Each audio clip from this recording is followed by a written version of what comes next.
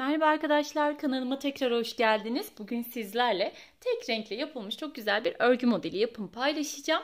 Hem battaniye modellerinde hem bebek örgülerinde, yelek modellerinde, bayan yeleklerinde de daha ince iplerle bu modeli kullanabilirsiniz. Ben bugün bebe yünü kullanacağım. Kartopunun beyaz bebe yünü. Tığ olarak da hemen şöyle tığımı göstereyim. 4 numara 2.50 milimlik bir tığ kullanacağım. Ben battaniye modeli olarak göstereceğim. Dediğim gibi sizler bayan yelek modellerinde kullanabilirsiniz. Örneğin angora tarzı yünlerle. Şimdi zincir çekerek modelime başlıyorum. Bir tane şöyle başlangıç zincirimi çektikten sonra çok sıkı olmayan zincirler çekiyorum. Çok gevşek olarak da çekmiyorum. Orta sıklıkta bu şekilde zincir çekerek modelime başlıyorum. Siz ne yapmak istiyorsanız o uzunlukta zincir çekerek başlayabilirsiniz. Dilerseniz bir sıra sık iğne de yapabilirsiniz. Ben direkt zincir üzerine başlayacağım modelimi. Şöyle birkaç tane daha yaptıktan sonra evet, bu kadar zincir size anlatmam için yeterli. Şimdi zincirimi çektim. Zincirimizi çektikten sonra tığın başına bir tane doluyorum. Taban kısmında 1, 2, 3, 4, 5 ve 6. 6. zincirimin üzerine batıyorum. Tığın başını bir tane dolamıştım. 2 ilmeğimi bir, diğer 2 ilmeğimi bir çekiyorum. Yani ikili trabzan yaptım. Tekrar tığımın başına bir tane doladım. Aynı yere battım. Aynı yuvanın içerisine batıyorum. Tekrar ikili trabzan yaptım. Tekrar tığın başına doladım. Aynı yuvama battım. Yine ikili bir trabzan yaptım. 3 oldu. Tekrar tığın başına bir tane doladım.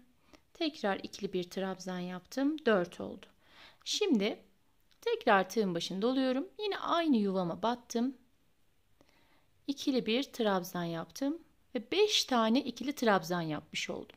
Şimdi 5 tane trabzanımı yaptıktan sonra yine tığın başına bir tane doladım. Aynı yuvamın içerisine batıyorum. 1, 2 ve 3. Üçlü bu şekilde fıstık yapıyorum. Hepsini birlikte tek seferde kapattım. Bu şekilde. Ve şimdi arada hiç arada hiç zincir çekmiyorum. Tığın başına bir tane doladım. Arada 1, 2, 3, 4, 5 atladım ve yine 6. zincirime batıp ikili trabzan yaptım. Tığın başını doladım bir tane. Aynı yere batıyorum. 2 ilmeğimi bir, diğer 2 ilmeğimi bir çektim. Tekrar tığın başına bir tane doladım. Yine aynı yuvamın içerisine, yani aynı zincirin üzerine batıp ikisini bir, diğer 2 ilmeğimi bir çektim. Toplamda 3 tane trabzanım oldu. Devam ediyorum. 4, tekrar yaptım ve 5. 5 tane ikili trabzan yaptım. Daha sonra tığın başına yine bir tane doluyorum. Aynı yuvamın içerisine batıp 1, 2 ve 3. Üçlü fıstık yapıyorum. Bu şekilde tek seferde kapattım. Evet. Bakın. Şu an henüz modelimiz tam olarak ortaya çıkmadı. Birkaç sıra yaptıktan sonra kendini gösteriyor. Tekrar tığın başına bir tane doladım. Taban kısmında 1, 2, 3, 4, 5 ve 6. 5 tane zincir üzerine atlıyorum. 6.'ya batıyorum. Şöyle tekrar göstereyim. Bakın. Buradan sonra şöyle 1, 2, 3, 4, 5 ve 6. 6.'ya battım. 2 ilmeğimi bir, diğer 2 ilmeğimi bir çektim. Tekrar tığımın başına bir tane doladım. Aynı yuvamın içerisine batıp yine 2 ilmeğimi bir, diğer 2 ilmeğimi bir çektim. Tekrar tığın başına bir tane doladım. Aynı şekilde 5 tane yapıyorum.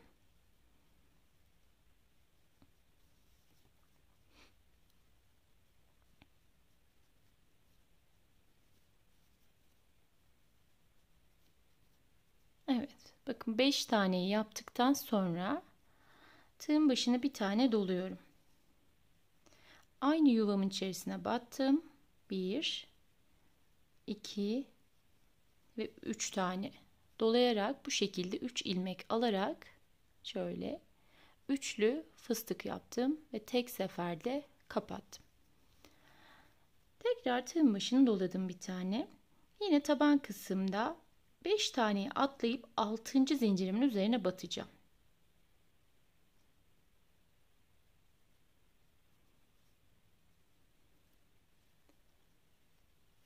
Yine aynı yuvamın içerisine toplamda 5 tane ikili trabzan yapıyorum.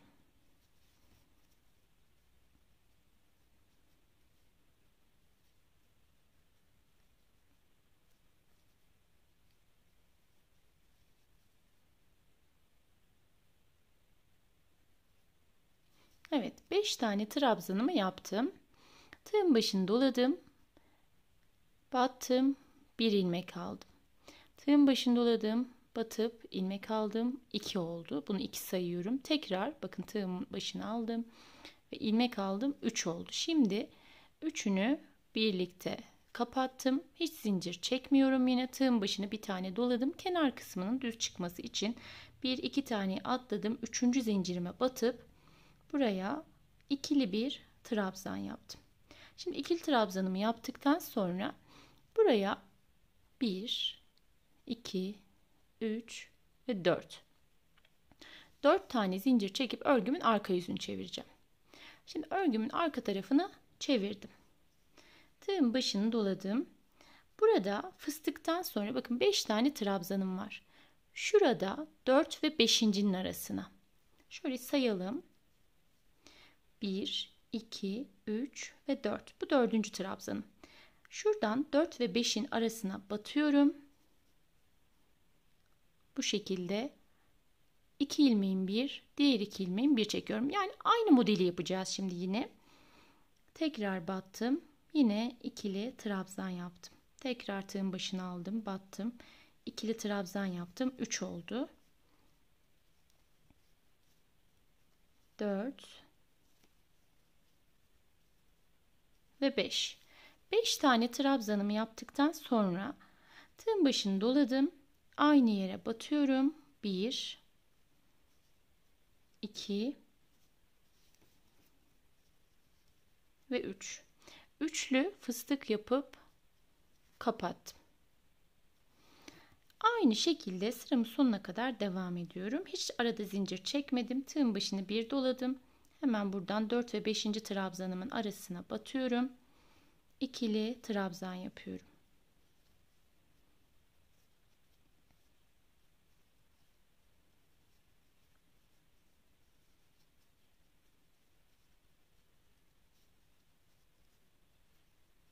Evet, buraya yine 5 tane trabzanımı yaptıktan sonra aynı yuvanın içerisine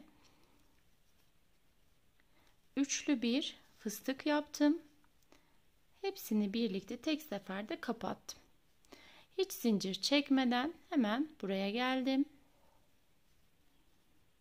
Yine ikili trabzan yaparak devam ediyorum.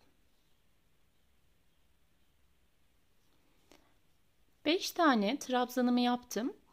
Yine hemen aynı yuvamın içerisine buraya üçlü fıstık yaptım.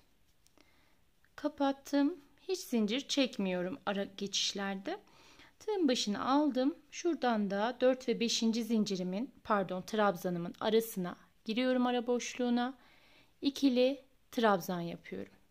Aynı şekilde 2, 3, 4 ve 5. Şimdi 5 tane trabzanımı yaptım. 5 trabzanımı yaptıktan sonra buraya üçlü bir fıstık yaptım. Kapattım. Daha sonra tığın başını aldım.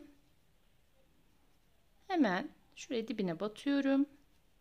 Zincirimin üzerine ve buraya ikili trabzan yaptım. 1, 2, 3 ve 4 tane zincir çekip örgümün arka yüzünü çevirdim. Bakın örgüm ortaya çıktı. Şimdi 4 zincir çekiyorum. Tığın başını aldım. Yine buradan 4 ve 5. trabzanımın ara boşluğundan girip aynı yere 5 tane ikili trabzan dolduruyorum.